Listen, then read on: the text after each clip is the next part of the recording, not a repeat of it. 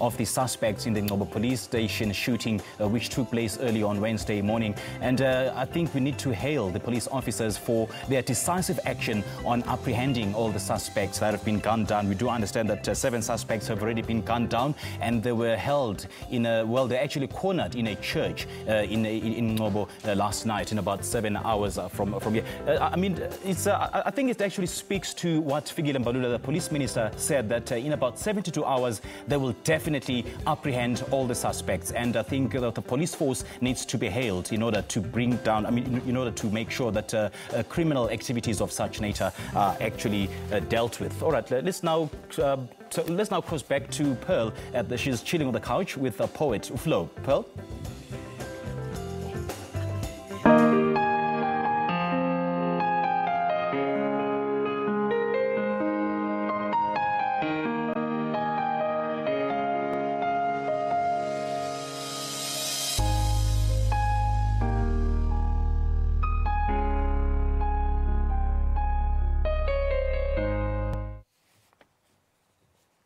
Poet and published author Flow Wellington has recently released her second collection of poetry books that gives us an insight into her drastic relocation from Port Elizabeth to Johannesburg.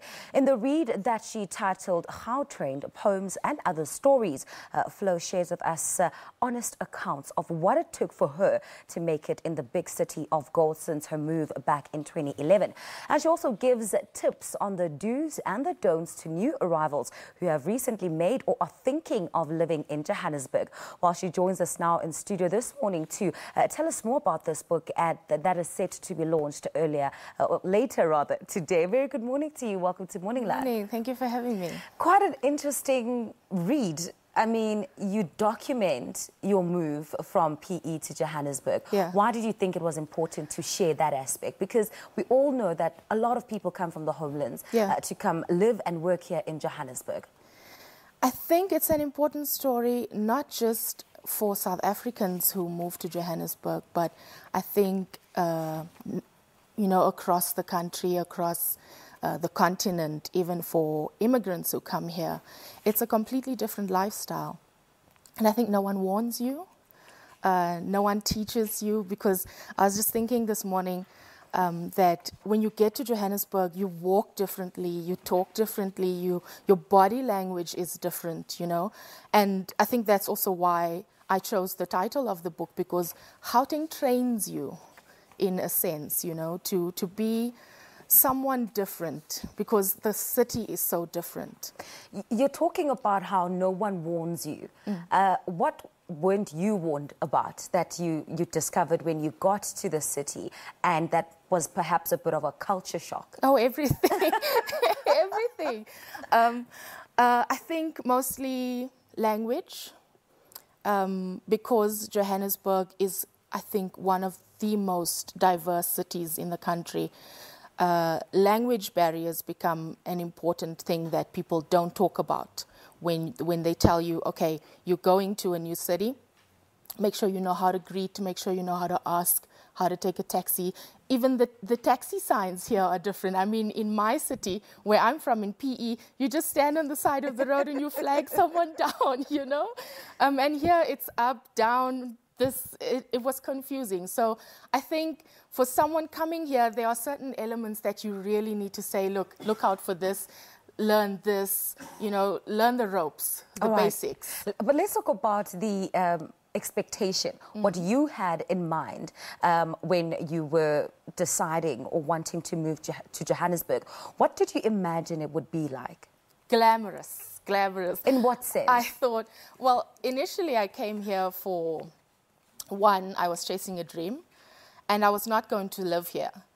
And also the second one was I was chasing a boy, you know, like most people do when they move to another city. And I thought it would be roses and sunshine and we'd be happy ever after. But, you know, life happens, and it's really, that's what the book is about. It's like, it's the story of what happens when you make a decision that important and how it affects your life and how it changes you. Did you reach both the dream and did you get the boy? I didn't get the boy. I got another boy. But I am actually living my dream. I am living my dream. It took a long time and it was a difficult process, but I am living the dream that I pursued. All right. What are some of the significant things that you would say you've learned living in this city? I mean, it can be anything from survival to Definitely. a new language. Definitely. I think it's resilience, vigilance, strength as a woman.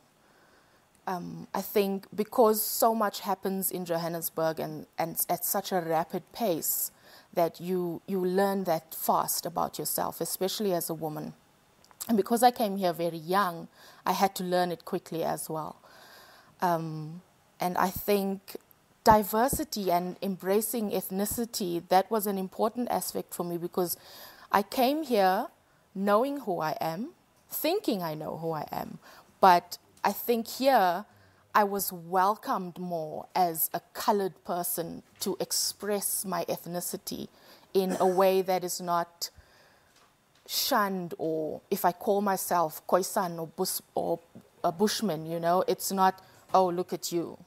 You know, it's an embracing multicultural pot where you feel comfortable and sometimes uncomfortable, but you feel like you can strut your stuff, you know. All right. Let's talk about your launch that's happening later on today. You're officially launching this book.